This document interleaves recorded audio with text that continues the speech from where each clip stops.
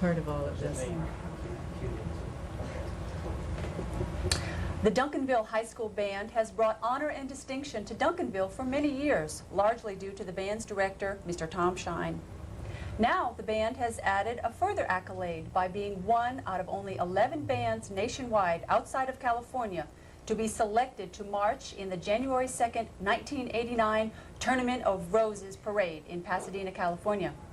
We'll be speaking with Mr. Shine about the band and also Mr. and Mrs. John Bigger, President and First Lady of the Tournament of Roses Association. In addition, Miss Cindy English will discuss the band's auxiliary groups.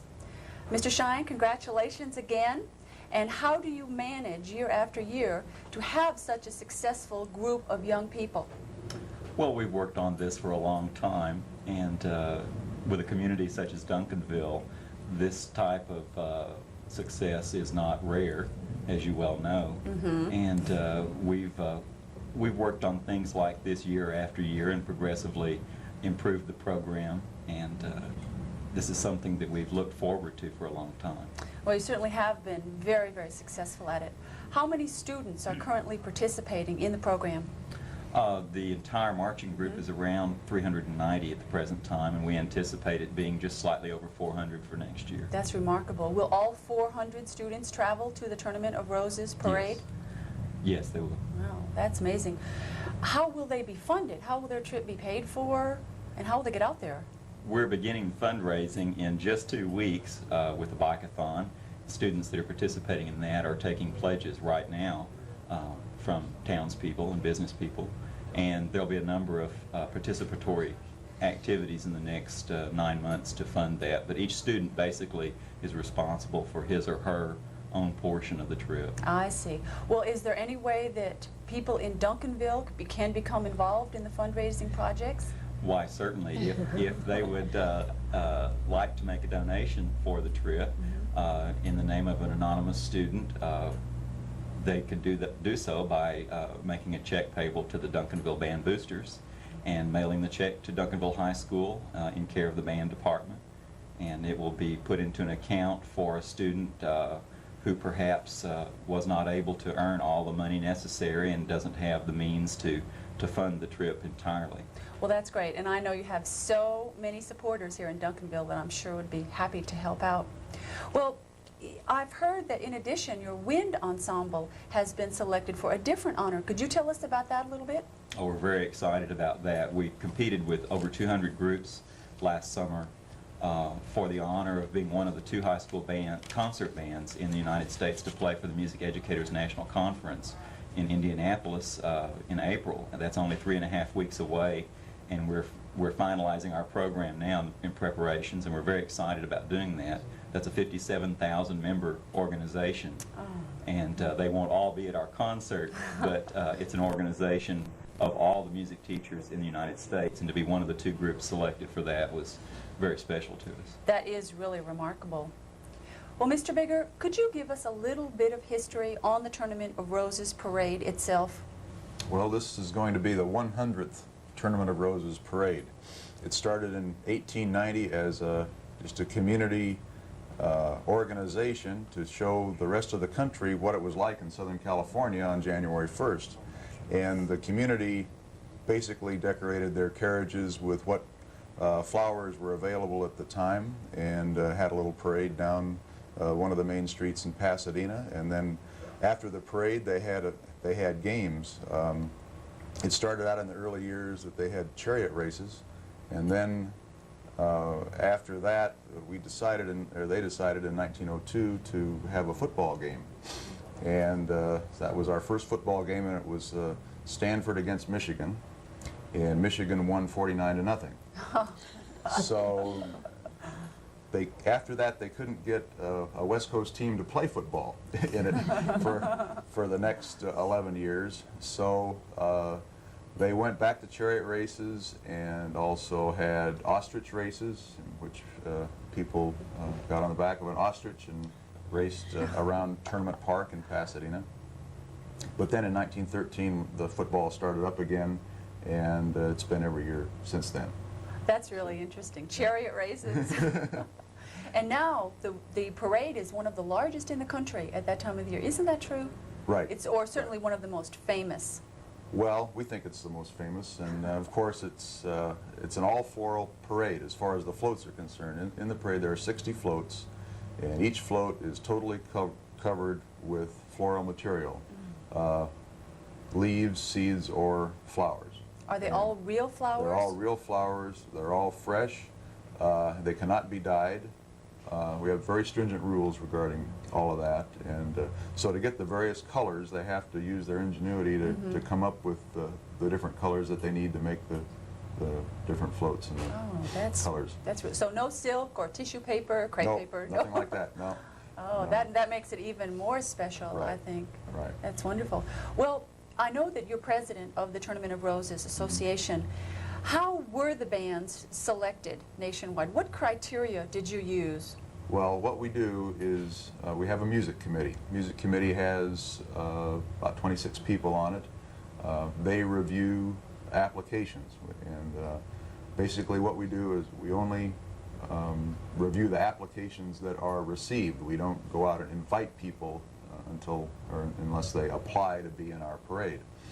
And the committee divides the country into about 11 different areas, and the committee men decide then which band from that area is the most outstanding band that applied. And it's usually because of the band director. It all comes back to the band director. I can tell you that, and Tom should be congratulated for his outstanding band program, because that's really what we've found over the years, is that the band director is the thing that makes a band program go in each different community.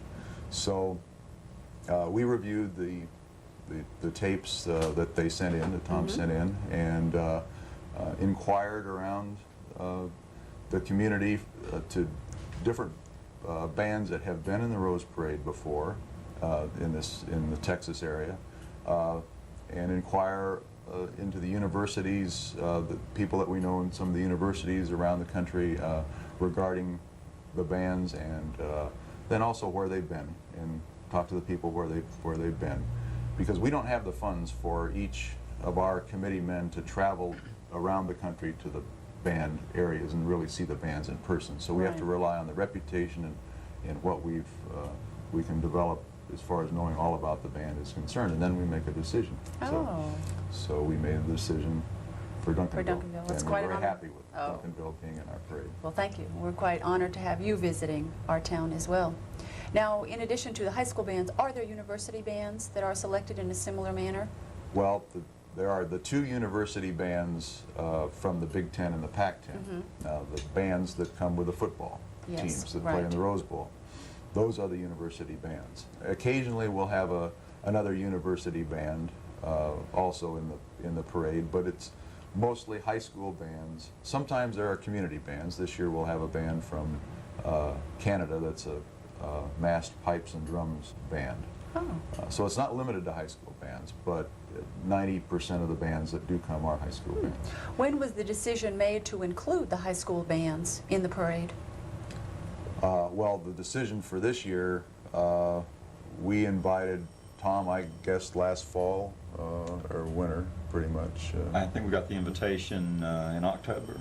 Yeah, right. October. So what we try to do, invite the bands well ahead of a year before they are to appear, because that gives them the time to develop their funding, and also know that on New Year's Day, when it comes, they'll be there the next year. And it develops a lot of interest in the community. When the community knows that a year from now we'll be there, then they can develop a lot of interest in that. Absolutely. So that's why we choose the bands more than a year ahead of time from out of California. Makes sense to me. Yeah. Mrs. Biggers, how long have you and Mr. Bigger been involved with the Tournament of Roses Association? Well, this is Jack's 29th year. 29th year, right. Almost 30 years. Oh my. Going up through the ranks, starting out staying on the parade route all night on New Year's Eve for many years, and slowly working his way up until he became a member of the executive committee. 8 years after that, he is now president. Oh, my. Well, what are some of the responsibilities of the president and first lady of the Tournament of Roses Association? The First Lady gets to go on these wonderful trips to places like Duncanville, where we are royally treated, and I have no responsibilities except to enjoy. His are great. He does a lot of speaking. He presents the trophies to the participants last year, travels around. Tell them your responsibilities. Okay. Well, the major responsibility in the travel part, in addition to being the president and basically the chief executive officer, so the whole responsibility of the organization falls on your shoulders. But what you do is you travel around the country greeting the bands that will be coming to the parade, and also giving the trophies to the last year's float participants. So we'll be traveling around the country to some of the float participants from last year. Many of the float participants have the headquarters in Southern California, so we go to a lot of luncheons and dinners in Southern California and present their trophies to them there too. Well, that sounds like a lot of fun. So we're on the banquet circuit, so to speak, from that standpoint locally. Great. Yeah, it's great fun. Yes. Well, We how really do you enjoy it. maintain your slim, svelte selves?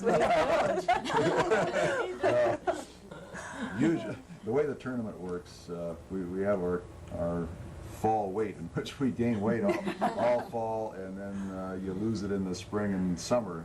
That's kind of the way I've done it anyway the last 8 years, because we do get pretty busy around the Yes. Christmas and the fall year from that standpoint. But so this year I'm not going to lose it. So I don't know what's going to happen to me by the time New Year's comes. But it's a busy time. I It's a can busy year imagine. for us, Oh, right? yes. I noticed that you're wearing your Tournament of Roses tie. Is that Right. Yeah, we have this tie that this is our Tournament of Roses rose, and because this is our centennial year, we have a pin here. I don't know if you Oh, can see this or not, yes. but I have a logo that we have developed. Our overall theme is America's New Year's celebration for the centennial year, and it's the Tournament of Roses centennial. So we're doing a lot of special things this year.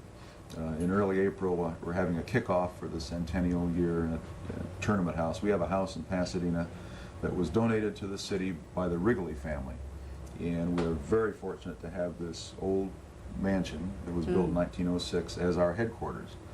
And we have a fountain in the south lawn of Tournament House, and we're redoing that and dedicating it as our centennial fountain. And we're having a new rose garden put in for that the roses are donated by one of the rose growers in California. So we're going to have a whole new situation in our south lawn, and that's going to be our centennial garden. And so we're going to dedicate that. Plus we have Ambassador College in Pasadena, and the music director of Ambassador College has written a song for the centennial. He's going to introduce that on April 5th. And we have a poster or a serigraph that was painted by Melanie Taylor Kent, who's a famous serigraph and poster artist. She's done posters on the opening and the rededication of the Statue of Liberty and the bicentennial parade that was in Philadelphia, and she's done it for the anniversaries of Disneyland and Disney World, plus a lot of other special events around the country. So she's doing that for us, which will be a poster that will be available during the fall. Well, that all sounds just wonderful. lots gonna lots happen, lots yeah. going on. Lots and gonna happen. This is great. Right.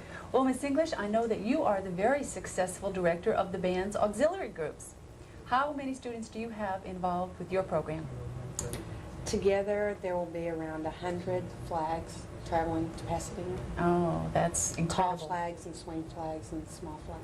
With a group that large, how do you manage the precision in the marching and the flag twirling that you do? We start marching with the band in August, and we do all the fundamentals that they do, and I can't take all the credit. Mr. Rowden and Mr. Merrill are out there. We're all out on the parking lot going through the fundamentals, and it just starts with day one and it progresses. And we all get together and try to coordinate something that I'm sure you've noticed from our halftime show, that Both groups are doing similar yet different movements that complement each other. Absolutely. It seems so complicated and intricate. All the flag twirlers and the marchers and the band, everybody seems to be going in a different direction, but yet all perfectly coordinated and perfectly in precision. It's amazing. Well, it's charted out that every child and every student has a place to go, and that's what we do over and over and over, stop and start. You go here, you go there. We stop and we'll show them, no, this is where you go again, let's go back and do it again. And it's just accumulation of lots of months of practice and working together. Well, it's really outstanding. These days, discipline, you hear the word discipline more and more in terms of our schools, and here you have a huge body of extremely disciplined young people. That's wonderful. I think they know that they have to be disciplined in order to win and in order to accomplish something. And they're willing to do whatever it is to accomplish the goals that we set for them, that they set for themselves. And I think that can carry over into their future life, don't you? I hope so. Yeah, I and think just so. maybe affect in a positive way almost everything they do. I think it's just really remarkable. Well, Mr. Shine, what can you look forward to for this year in terms of preparation for the parade and any extra activities, any extra paces that you'll make the band go through in order to get them ready for the parade? Not until after this year is over. This is an exciting spring for us. We have many things coming up very soon. Our contest season, concert contest season starts in about 3.5 weeks, and we have a number of competitions to go to. This is the year that the state champion concert ensemble is chosen in Texas. And we were in the top 5 2 years ago, the last time that our class was chosen, and we want to compete for top honors in that as well. That's the only state championship that we have not won. Oh. And to this point, we're the only band in our class to have won 2 of the 3 possible state championships. And we would like to have the concert championship to go along with the other 2 as well. So that's our primary goal this spring. And very shortly after that, starting with the July the 4th parade, we'll start preparing for the parade next January. Oh, well, if present indications are anything like what will happen at this competition, I'm sure that if you won't win, you'll do extremely well, and good luck. Not that you need any luck, but all have skill. But that's very exciting. We'd like to thank you all for joining us for this program and to be able to share this fascinating information with our community. Thank you. Thank you. Our pleasure to be here.